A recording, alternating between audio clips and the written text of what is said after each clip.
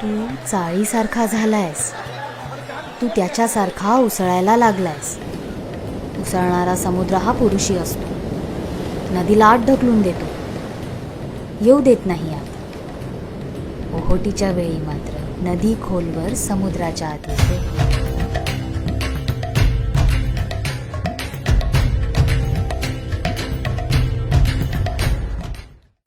नमस्कार, मी प्रियांका तुपे.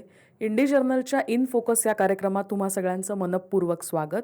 आजच्या आपल्या कार्यक्रमात आपण गप्पा मारणार आहोत अविनाश उषा वसंत या तरुण लेखकाशी.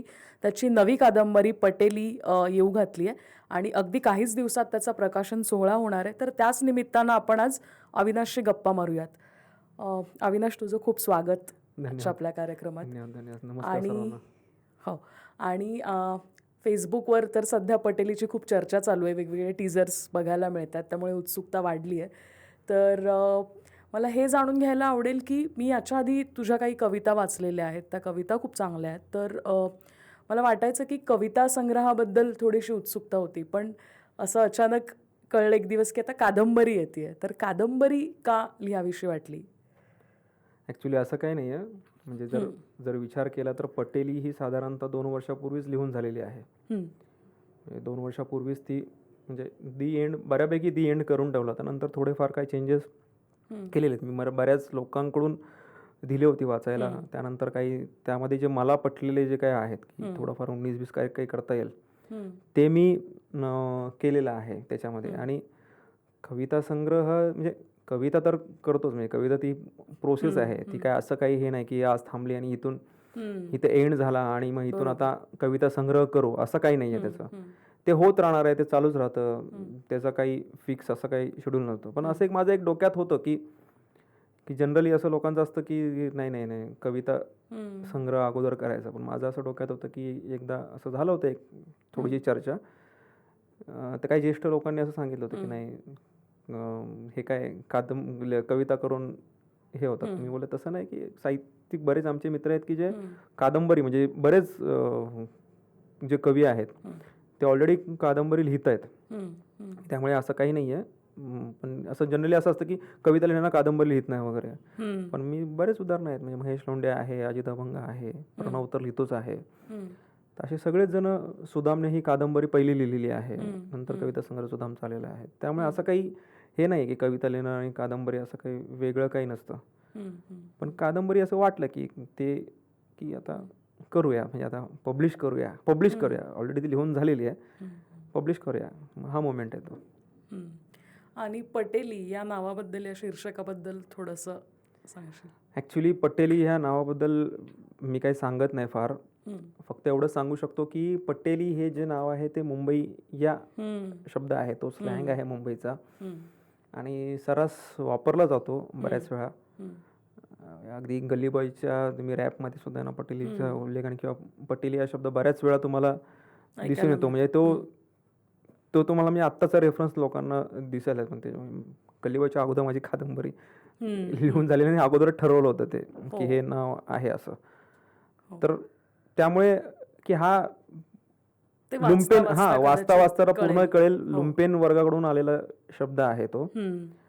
लुम्पेन वर्गाने बरेच शब्द दिलेले आहेत, भाषा समृद्ध केलेली आहे आणि मुळात त्यांची भाषा समृद्ध जी आहे ती भाषेला आपण थोडंसं काहीतरी स्थान द्यायचं, हा एक मुळात ते शीर्षक ठेवण्यामागचा उद्देश होता. की हे लुम्पेनचंच आहे सगळं जग तिथलं, तर त्या गोष्टीने आपण त्याला स्थान देऊयात. बरोबर. म्हणून तो एक उद्देश होता की शीर्षक आपण पटेली ठेवूया. आणि पटेलीचं आहे, लोकांना क्युरिओसिटी आहे की पटेली नक्की काय. बरेच लोकांना विचारतं पटेली काय आहे, पटेली. हे उलट चांगलं आहे की जर क्युरिओसिटी आहे म्हणजे नक्कीच चांगली गोष्ट आहे की. नाहीतर नुसतं सरळ नाव असेल तरी लोक अगोदर प्रिज्युडायसेस करतात. बरोबर. पूर्वग्रह असतात की वाचण्यापूर्वीच की असं काहीतरी शीर्षक आणि ह्यात असं काहीतरी असेल. तर त्यामुळे त्यातून मुक्तता मिळाली असं मला नक्की वाटू शकतं. अविनाश, कादंबरीचं मुखपृष्ठ खूप चांगलं आहे, पण मुखपृष्ठावर लेखकाचं नाव दिसत नाही आणि मलपृष्ठावर पण ब्लर्ब वगैरे काही लिहिलेला नाही आहे. तर ह्याची काय गोष्ट आहे? ॲक्च्युली अशी काही गोष्ट वगैरे असं काही नाही आहे, पण मला वाटतं की काय फार हे गरजेचं नसतं.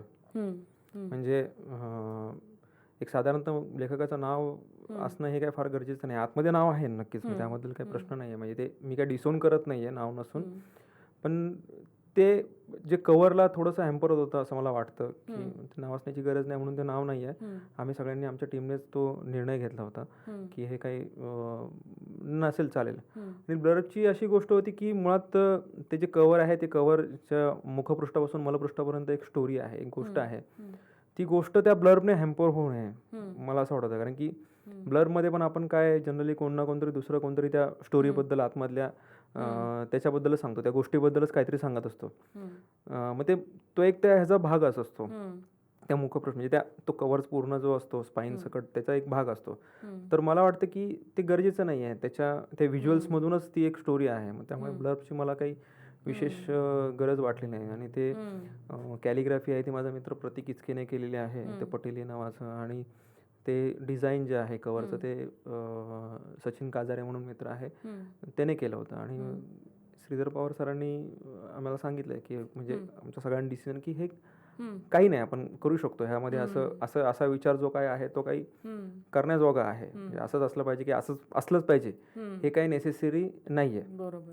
मग त्यामुळे आम्ही ते अर्पण पत्रिका पण अर्पण पत्रिका ही नाही आहे, डायरेक्ट सुरू केलेलं आहे त्या गोष्टी. पण ह्या अशा गोष्टी म्हणजे कादंबरी अमुक अशी असते असे जे ठोकताळे, म्हणजे जे बाह्य ठोकताळे आहेत ते मोडण्याचा कॉन्शियसली प्रयत्न झाला का, तसं मी म्हणेन की तसं नाही, पण तो घडून आलेला आहे. आणि तो मला वाटतं असेल म्हणजे तसंही मे बी असंही असू शकतं इथून पुढे तसं काही जर म्हणजे ते नेसेसरी नाही असं मला वाटलं, आम्हाला सगळ्यांना वाटलं. आणि त्यातून वेगळं काहीतरी वेगळ्या पद्धतीने मांडूया आपण, त्यासाठी असं केलेलं आहे. म्हणजे कथन महत्वाचं आहे, इतर गोष्टी त्याला पूरक ठरतात, टेक्स्ट महत्वाचा आहे, त्यात प्रयोग होतच राहतील. होतच राहतील, वेगळी गोष्ट. हो नक्कीच. तू आत्ता म्हटलंस की लुंपेन वर्गाने काही शब्द दिलेत साहित्याला आणि ते साहित्य समृद्ध केलंय. सो हे खूप कथासंग्रह असतील, कविता असतील, आपण बऱ्याचशा बघितल्यात, अगदी नामदेव ढसाळांपासून नारायण सुर्वे आणि अनेक लेखक.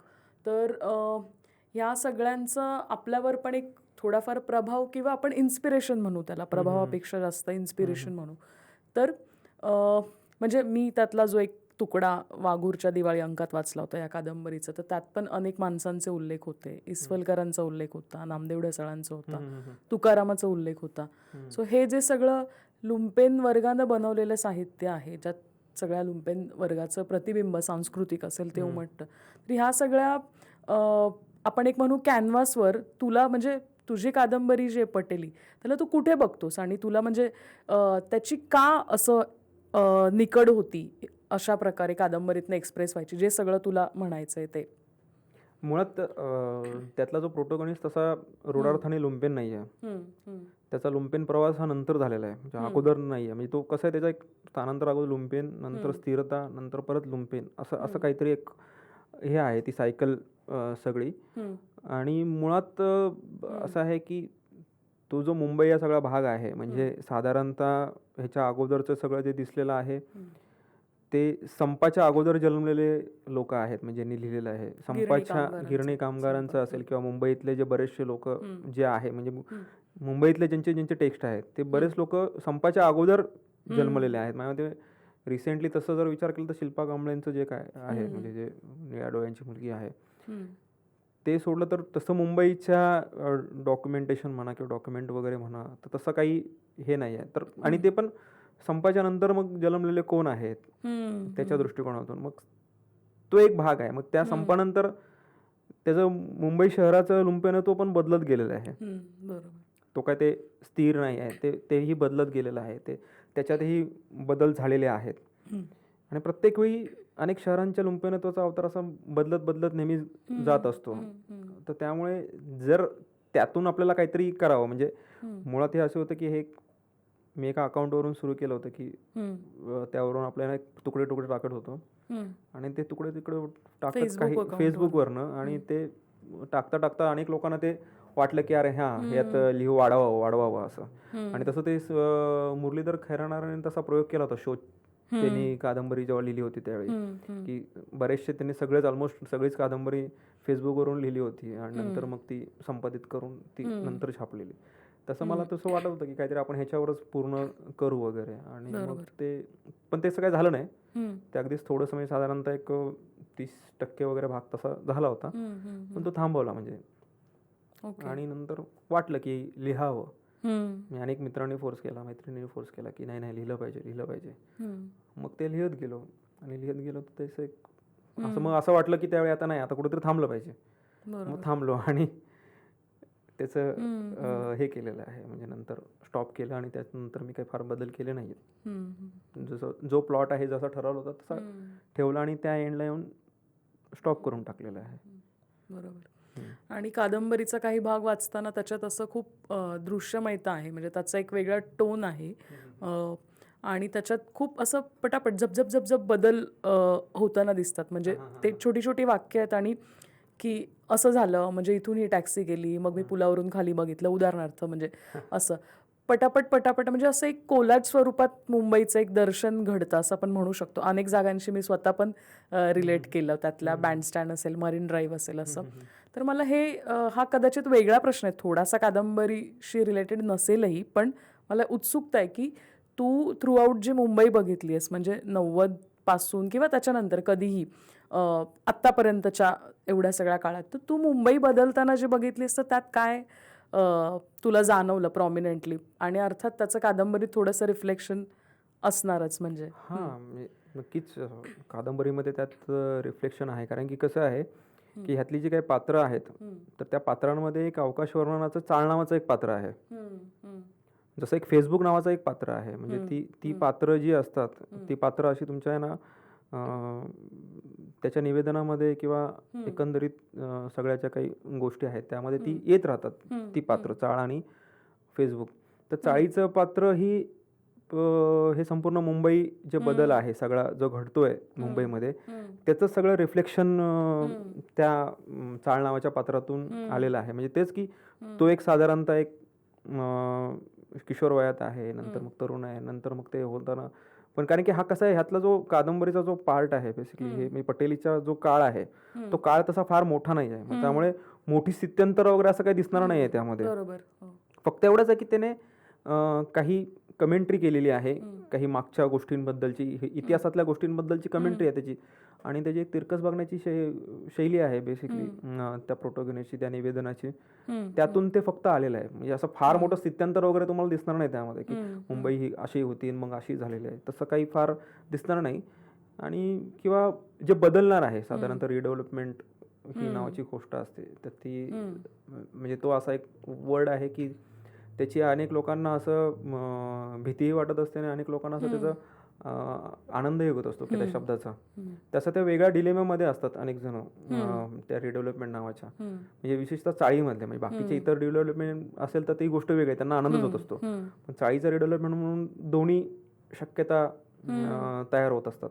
तर त्याची एक थोडंसं गोष्ट आहे त्यामध्ये त्या रिडेव्हलपमेंट संदर्भातली, पण फार मेजर नाही आहे.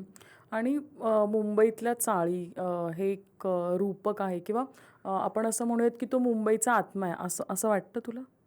ते थोडंसं जाणवतं लिखाणातून. 100% आत्मा आहे, कारण की हे जे संपूर्ण मुंबई शहर उभं राहिलं आहे, हे दिसतंय सगळे स्कायस्क्रॅपर वगैरे दिसतात किंवा बदलणारी मुंबई आहे ही सगळीच टेक्स्टाईल मिलच्या जागेवर उभी राहिलेली आहे. टेक्स्टाईल मिल, जुन्या टेक्स्टाईल मिलच्या, म्हणजे जर टेक्स्टाईल मिल मुंबईमध्ये नसत्या तर ह्या मुंबई शहराला आज तेवढी डिमांड असती का किंवा तेवढी किंमत असती का? म्हणजे ते हे व्यापार केंद्र बनलेलं आहे. नंतर मग ह्याच्या फक्त एवढं कसं की ह्यातले फक्त चेंजेस होत गेलेले आहेत. मुंबई शहराच्या जी काही इकॉनॉमिक सेंटर आहेत, फायनान्शियल सेंटर, त्याचे फक्त मोड ऑफ चेंज झालेला आहे. पण ते जी मूळ जागा जी आहे जमीन, त्या जमिनीचा जर मॅक्सिमम जो पार्ट आहे हा टेक्स्टाईल मिलच्या जागेशी निगडीत आहेत. म्हणजे सगळ्या ज्या टेक्स्टाईल मिलच्या खूप मोठ्या मोठ्या जागा होत्या, इव्हन त्या टेक्स्टाईल मिलला लागणारे जे बॉयलर्स होते त्या बॉयलर्समुळे ते जे पाणी लागायचं त्यामुळे प्रत्येक टेक्स्टाईल मिलमध्ये एक मोठा तलाव असायचा. ओके. तर अशा खूप मोठ्या मोठ्या ज्या जागा आहेत आणि त्या जागांवरती हे सगळं उभं राहते. त्यामुळे असं आहे की जे उभं राहते ते चाळीतल्या जो कामगार होता, म्हणजे चाळीत राहणारा जो कामगार आहे त्याने त्याने ती संपन्नता त्याला दिलेली आहे. म्हणजे त्या जागेला जी महत्व प्राप्त करून दिलंय त्या चाळीतल्या कामगारांनी प्राप्त करून दिलंय. ते असं नाही की ते डायरेक्टच आहे ना कुठून तरी प्राप्त झालेलं आहे अचानक. तर तसं नाही झालेलं आहे ते. त्यामुळे चाळ हे त्याची मुंबई शहराची 100% मी सांगतो म्हणजे आणि गिरणगाव म्हणजे स्पेसिफिकली गिरणगावातल्या चाळीबद्दल बोलत म्हणजे अनेक तो वाद आहे गिरणगावच्या चाळींचा जो वाद आहेच त्यावर मी येणार नाही. पण गिरणगावच्या चाळींनी जे काही दिलेलं आहे मुंबई शहराला ही एक वेगळी गोष्ट म्हणजे आता जे काही दिसतंय सगळं नवीन बदल हा फक्त गिरणगावमध्येच होतोय. नाहीतर बाकी तर स्टॅग्नेट झालेलं आहे म्हणजे ते सॅच्युरेट झालेलं बाकीच्या इतर ठिकाणी आहे ते आणि संधी फक्त गिरणगावमध्येच आहे आता. म्हणजे 90 नंतर जी सगळी झपाट्यानं सगळी आर्थिक धोरणं बदलली आपण बघतो तर त्याच्यामुळे म्हणजे फक्त त्याचा आर्थिक परिणाम नाही झाला मुंबईच्या जगण्यावर किंवा एकूण तिथल्या कष्टकरी वर्गाच्या जगण्यावर, तो सांस्कृतिक पण झालाय राईट. तर तो 100% झाला ना सांस्कृतिक म्हणजे 90च्या नंतर जे बदलल्यानंतर त्यानंतरचे शहरातले जे सण संपूर्ण वेगळ्या रीतीने बदललेले आहेत. त्याच्यामध्ये जे काही जो पैसा आला त्या सणांमध्ये इतर वेगवेगळ्या तो बदललेला आहे. जो आधी सगळंच स्थानिक लेवलवर जे काही मॅनेज व्हायचं त्या गोष्टी कोण ना कोणतरी तिथे ना एक विकासक असतो तो विकासक मॅनेज करायला लागला. विकासकांचे मोठे मोठे बॅनर लागायला लागले. तर अशा अनेक गोष्टी घडलेल्या आहेत त्यानंतर. म्हणजे केवळच असं नाही की डायरेक्ट इकॉनॉमिक चेंजेस तो काही 90च्या नंतर नाही आहे. मुळात चाळ ही गोष्ट ती रिडेव्हलपमेंट आणि तो डीसी रूल म्हणजे साधारण डीसी रूल नंतर ह्या बदललेल्या गोष्टी आहेत. पण डीसी रूलमध्ये असं आहे की 1/3 जागा ही बीएमसीला द्यायची, 1/3 जागा ही राज्य सरकारला द्यायची आणि 1/3 जागेमध्ये जो मिल ओनर आहे त्याने तिथं काही डेव्हलपमेंट करायची आहे. तर त्यामुळे ह्या सगळ्या गोष्टी घडलेल्या आहेत. मग तिथे जर घडणार तर मग त्यासाठी काही ना काहीतरी फ्रीबीज वगैरे देणं हा एक प्रकार आला. मग त्या फ्रीबीजचं त्या कल्चरमध्ये पण तसंच पर्क्युलेशन झालेलं आहे. मग त्यातून वेगळा एक कल्चर सेट झालेला आहे. त्यातून येणारं मग वेगळं एक पॉलिटिक्स आहे. त्यातून एक येणारं वेगळं एक ना सोशल स्ट्रक्चर वेगळं आहे. तर ते सगळ्याच गोष्टी त्यानंतर बदललेल्या आहेत. पण त्या मी म्हणतो की त्या 98 नंतर बदलल्या कारण डीसी रूलमध्ये जे चेंजेस झालेले आहेत आणि ह्यानंतर मिलच्या जागांचा विकास करण्यासाठी मुभा सरकारने दिली. त्यानंतर हे सगळं झालेलं आहे. म्हणजे तो जवळजवळ 10 वर्षाचा काळ आहे. 91 नंतर 98 99 पर्यंत हे काही गोष्टी नव्हत्या. म्हणजे अगोदर जी पहिल्यांदा फिनिक्स मिल जळाली काय माहित नाही आपण त्याच्यावर आपण काय भाष्य करायला नको. पण त्याच्यानंतर मग सगळं ती एक ट्रेंड पडला होता. मग तिथल्या मग त्या अनेक त्यांनी की ही जागांचे विकास होणं गरजेचं आहे. मुंबई सॅच्युरेट झाली होती. तो एक मुद्दा होता. मग त्यातून हे सगळं बदलत गेलेलं आहे. सगळ्याच बदलीचे आहेत. म्हणजे जे असं आहे की जे मी आत्ता बघतोय ते मला उद्या दिसणार नाही आहे. त्याची काहीच शाश्वती नाही आहे किंवा मी जे बघितलेलं आहे ते कोणाला दिसणार नाही. मी ह्या आजाने 1916 साली बांधलेल्या एका चाळीमध्ये राहतो. तर मला माहित नाही ती आज मला तिथून बाहेर पडायचं की आज ती नसणार आहे उद्या तिथे नसणार आहे की मला माहित नाही अजून त्याचं. पण ते हे होणार आहे. हे बदल होणार आहे 100%. तर हा एक मुद्दा आहे फक्त त्यामध्ये की असं काहीतरी होणार आहे. आणि एक मला असं वाटतं की म्हणजे स्थलांतर करतात लोक पोटा पाण्यासाठी, शिक्षणासाठी, अजून कशासाठी की एका खेड्यातनं दुसऱ्या शहरात जाणं किंवा हे, आणि त्याच्यातून एक प्रकारचं एलिनेशन येतं. आपली सगळी रूट्स सोडून दुसऱ्या ठिकाणी जाऊन तिथे संघर्ष करणं. तसंच आता याच्यात पण शहरातल्या शहरात हे वेगळ्या प्रकारचं हे होतंय का स्थलांतर किंवा हे की तुम्ही चाळ म्हणजे फक्त ती राहण्याची जागा नाही आहे, तो तुमचा एक सांस्कृतिक परिवेश आहे. तो सोडून तुम्ही रिडेव्हलप्ड झालेल्या त्या जागेत जाणार. सगळे सांस्कृतिक संदर्भ पण त्याच्यासोबत बदलतात. तर नाही, सांस्कृतिक संदर्भ तसं म्हणलं तर काय बदलत नाही. ते मुळात ते चाळीसारखेच त्यांना जे बांधलेले असतात रिडेव्हलपमेंट. फक्त जो काही बदल होत असेल ना तो कॉमन संडासात जे काही हागण्याची गोष्ट आहे ती गोष्ट फक्त घरात होणार आहे. एवढाच बदल आहे. त्याच्यामध्ये फार काही बदल नाही आहे. म्हणून ही जी गोष्ट आहे म्हणजे हा जो टेक्स्ट आहे माझी जी कथात्मक अभिव्यक्ती पटेलीमध्ये त्यामध्ये एक मुख्य धागा हाच आहे की तो जो संघर्ष आहे किंवा त्याबद्दलचे आहे म्हणजे हागण्याबद्दलच्या जे गोष्टी आहेत तर त्या गोष्टी महत्वाच्या आहेत ह्यामध्ये आणि त्या प्रामुख्याने मी तिथं मांडलेल्या आहेत. बरोबर. मी त्याची सुरुवात म्हणा, त्याचा एक सेंटर पॉईंट एपिटोम येणं किंवा त्याच्या एक मग शेवटाला येणं बरोबर. हा त्या गोष्टीशी निगडीत आहे. आणि तेवढंच बदल होतात, फार काही बदल होतच दिसत नाही आहेत. तेवढं होणं आणि मग त्यातून थोडंसं, कारण की तिथं गेलं तरी लोक तसेच वागणं, तसेच राहणं, किंवा त्यात काय बदल झालेले नाही आहेत फार, म्हणजे नाहीच म्हणायला, फक्त एवढाच बदल झालेला आहे. आणि तो बदल महत्त्वाचा आहे मला वाटतं. चांगला वाईट ह्याच्यावर मी काही कमेंट करत नाही, पण तो बदल आहे आणि ती शक्यता आहे. आणि त्यातून अनेक लोकांना असं वाटतं की हे घडावं, अशी गोष्ट आहे. पण मग रिडेव्हलपमेंटमुळे खरंच लोकांना काही नवीन मिळतं की काय, म्हणजे काय होतं नेमकं रिडेव्हलपमेंटमुळे त्यांच्या आयुष्यात काय बदल होतो, गुणात्मक बदल आपण म्हटलं तर? गुणात्मकरित्या काहीच बदल होत नाही त्यांच्या. म्हणजे मला तर स्पष्ट असं दिसतं की म्हणजे आज आमची चाळ जरी आज रिडेव्हलपमेंट झाली नाही आहे, पण इतर जे बघतो आणि त्यांच्या इतर लोकांचे जे माझे मित्र आहेत किंवा अजून आजूबाजूला जे परिवेश बघतो किंवा परिसर बघतो, तर त्यांच्या एकंदरीत गुणात्मक काही बदल झालेला नाही आहे. का त्यांचा ना काही क्लास चेंज झाला आहे का, त्यांचं अजून काहीतरी कल्चरली त्यांच्यामध्ये मेजर चेंज झाले आहेत का, तर काहीच गुणात्मक नाही. उलट अनेक वेळा असं झालेलं आहे की काही ठिकाणी रिडेव्हलपमेंटचे अनेक नियम धाब्यावर बसून अनेक गोष्टी घडल्यामुळे त्या काही प्रॉपर गोष्टी झाल्याच नाही. म्हणजे साधारणतः 30-30 माळ्याच्या बिल्डिंग उभे राहतात आणि त्यांना एकच लिफ्ट असते. तर अशा वेळी असं असतं की ना, ती लिफ्टमधून माणूस कधी खाली येणार, म्हणजे त्यासाठी त्यांना असं मनाची तयारी करावी लागते की आपल्याला इथून स्टेशनपर्यंत जायला 10 मिनिटं लागतात. तर त्यांच्याकडे एक ते स्टेशन झालेलं आहे, तो त्यांचा एक प्रवास आहे लिफ्टचा सुद्धा. म्हणजे जसं समजा तो 23व्या माळ्यावर राहतोय, तर त्याला माहिती असतं की मला सकाळी हा प्रवास करायचा आहे 23 माळ्यापासून 0 पर्यंत, किंवा 0 पर्यंत 23 माळ्यापर्यंत. रात्री जेव्हा मी घरी येईल तेव्हा मला प्रवास करायचा आहे. हा प्रवासही ॲडिशन झालेला आहे. म्हणजे जो आपण मुंबईमध्ये प्रत्येकाला असं असतं की बाबा इथून ह्या स्टेशनपर्यंत जायचं, हा माझा एवढा प्रवास आहे, त्या स्टेशनपासून तिथपर्यंत हा प्रवास आहे. तर हा एक प्रवास त्यामध्ये ॲड झालेला आहे. फक्त एवढंच मला त्यामध्ये. पण गुणात्मक असं काय आहे, माहिती त्यातून काय चेंजेस होणार आहे, तर काहीच चेंजेस नाही आहेत. आणि गुणात्मक नाही तर मग काही लोकांचं असं आहे की ते लोक विकून जात आहेत ती जागा आणि ते कुठेतरी दुसरीकडे राहत आहेत. मग त्यात असं आहे की बरेच भावबंदकी आहेत, अनेक लोकांच्या वेगवेगळ्या गोष्टी आहेत, मग त्यात वाद आहेत, तंटे आहेत, हे बरंच काही आहे. मग त्यामध्ये इमोशनल खूप आहेत त्यात गोष्टी. पण असं गुणात्मक मला काही दिसलं नाही एम्पिरिकली. ओके. म्हणजे रिडेव्हलपमेंटमुळे लोकांच्या आयुष्यात काही गुणात्मक फारसा फरक नाही. त्या जागेत प्रॉपर्टी ती चेंज होते फक्त असं. हां, म्हणजे त्यांचं जे काय आहे लोकेशन फक्त चेंज होत आहे एकंदरीत, पण सोशल लोकेशन अजिबात चेंज होत नाही त्यांचं. हा मुद्दा महत्वाचा आहे त्यांचं.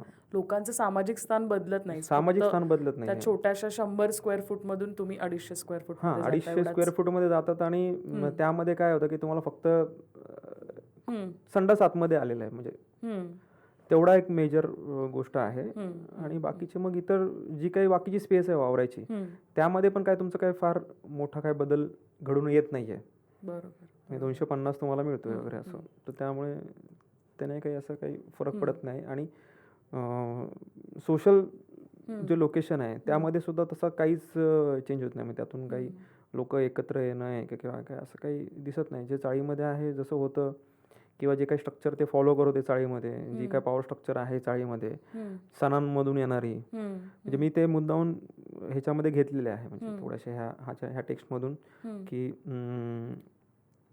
जो काही पार्ट आहे सणांमधून येणारा तो घेतलेला आहे. त्यातलं पॉवर स्ट्रक्चर कसं आहे चाळीमध्ये सणांचं, कारण की ते एक मेजर पॉवर स्ट्रक्चर आहे. त्यातूनच तिथे जो काही से आहे कोणाला, तर तो तिथून उभा राहतोय, त्या सणांमधून उभा राहतोय. ते थोडंफार तिथे लोकांना काहीतरी एक लेजिटिमेसी मिळते की आपण याच्याकरता त्यांना तिथे काहीतरी करण्याचा स्कोप मिळतो, म्हणजे असं स्पेस. एक शेवटचा प्रश्न मी या कादंबरीच्या निमित्तानं विचारेन तुला, की तुझ्या कादंबरीत खूप अशी वेगवेगळ्या ठिकाणची मुंबई अशी दिसते. मी मग अशी म्हटल्याप्रमाणे एक वेगळ्या कोलाजमधनं. तर मुंबईतल्या खूप जागा आहेत, मरीन ड्राईव्हपासून बँडस्टँडपासून अनेक. त्यांच्या बाबतीतलं एक वेगळं रोमॅन्टिसिझम पण आहे आणि त्याच्या काही ब्लॅक शेड्स पण आहेत. तर त्याबद्दल थोडंसं प्लीज सांग. ते ब्लॅक शेड असं म्हणजे रोमॅन्टिसिझमच बराचसा आहे, पण अनेक असे भाग आहेत की आता शिवडीचा किनारा जनरली कोणाला माहिती नसतो, तर शिवडीच्या जेट्टीबद्दल काहीतरी आहे.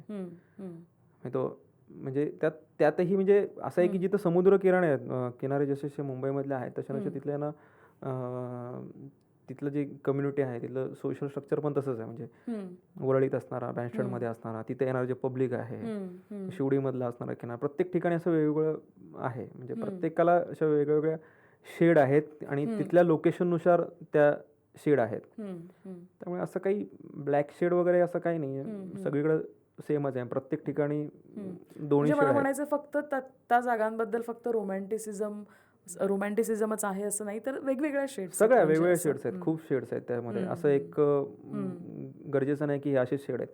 म्हणजे अगदी खाण्याची ठिकाणं जी आहेत म्हणजे त्यात ते आलेले आहेत बरेचसे, त्यामध्ये सुद्धा तसे शेड्स आहेत की तो एका ठिकाणी लकीची बद्दल बोलतो तर नंतर दुसऱ्या ठिकाणी शिवडीच्या ट्रक टर्मिनल बद्दल बोलतो. की म्हणजे मागेही एकदा अबू आजमीने असं सांगितलं होतं की शिवडीमध्ये 5 रुपये में खाना मिळत आहे. आणि ते खरंच होतं. म्हणजे 5 रुपयामध्ये आजही म्हणजे 10 रुपयामध्ये असं होतं की यांना एक साधारणतः तांदूळ, तुरीची डाळ आणि त्याच्यामध्ये मिरची म्हणजे जी काय असते ती, त्याची एक पिशवी मिळते. आणि मग तो जो कामगार असतो किंवा जो अनऑर्गनाइज सेक्टरमधला जो माणूस आहे तो कुठून तरी आलेला आहे, UP बिहारमधून आला असेल की अजून कुठल्या तरी ठिकाणून आला असेल किंवा महाराष्ट्रातल्या कुठल्या ठिकाणून, तो घरी घेऊन जातो. आणि ते घरी घेऊन जाऊन फक्त त्याचा असणारा एक स्टोव असतो, त्याच्यात फक्त ते स्टोवर पाणी तापून त्यात फक्त ते उकळवतो, शिजवतो, तेवढंच. मग ते 10 रुपये त्याच्यासाठी असतं आणि तो एकदाच दिवसातून बऱ्याच वेळा जेवत असतो. तर ते दोन्ही शेड आहेत त्याच्यामध्ये तसं. अगदी. आणि बाकी तर आपण आता कादंबरी वाचूच, सगळा त्यातला तो प्रवास आणि ती कथा वाचू. प्रकाशनाबद्दल थोडेसे डिटेल्स सांग, म्हणजे आपल्या प्रेक्षकांनाही कादंबरी मिळवणं सोपं होईल. आणि ॲक्च्युली तुम्ही जर टिंब वितरण म्हणून आहे तर ते टिंबकडून तुम्ही हे मिळवू शकतात. तुम्ही फेसबुक पेज आहे त्यांचं तिथे, किंवा आहे ना अविनाश उषा वसंत यांच्या प्रोफाईलवरती, प्रदीप कोकरे यांच्या प्रोफाईलवरती, किंवा शशिकांत पवार यांच्या फेसबुक प्रोफाईलवर जर गेला आणि त्यांचे तिथे डिटेल्स मिळून जातील लगेचच की ते कशी ऑर्डर वगैरे करायची. ते हे सर्वच पहिल्यांदा आहेत. आमची ही सगळी टीम, शशिकांतही तसं काय फार नवीन नाही आहे, प्रदीपही पहिल्यांदाच करतोय टिंबच्या मार्फत. आणि असं आमचे मार्गदर्शक आहेत श्रीधर पवार, त्यांच्याकडून ह्या सगळ्या गोष्टी होतात. आणि ह्याचं 3 जानेवारीला आम्ही प्रकाशन एक थोडंसं असं एक नॉर्मल प्रकाशन ठेवलेलं आहे. ते प्रकाशनही आम्ही असं ठेवणार आहे की मुंबई मिल भाडेकरू संघाचे जे त्या काळचे सरचिटणीस होते किसन साळुंखे, किंवा अजून ते जक्का म्हणून आहेत, आणि आपले श्रीधर पवार, ह्यांच्याच हस्ते आम्ही ते फॉर्मली करणार आहोत. आणि मग 3 तारखेचा आपला जो सावित्रीबाईंचा जन्मदिवस आहे त्याचं थोडंसं औचित्य साधून ते आम्ही साधतो. तो ज्या अगोदरच कादंबरी सगळ्यांना मिळून जाईल, पण ते मिळवायचं होतं औचित्य, त्यासाठी आम्ही करतोय ही गोष्ट. येस. सो पटेली करता खूप शुभेच्छा आणि अभिनंदन. आणि नक्की आपले प्रेक्षक पण ही कादंबरी मिळवतील आणि वाचतील. तर आजच्या आपल्या या इनफोकस या कार्यक्रमात इथेच थांबूया. इंडी जर्नलची सगळी सोशल मीडिया साईट्स जरूर फॉलो करा आणि आपल्या बातम्या, लेख, इंटरव्ह्यू असे काही कार्यक्रम तुम्हाला आवडले तर आर्थिक सहयोगही नक्की करा. धन्यवाद.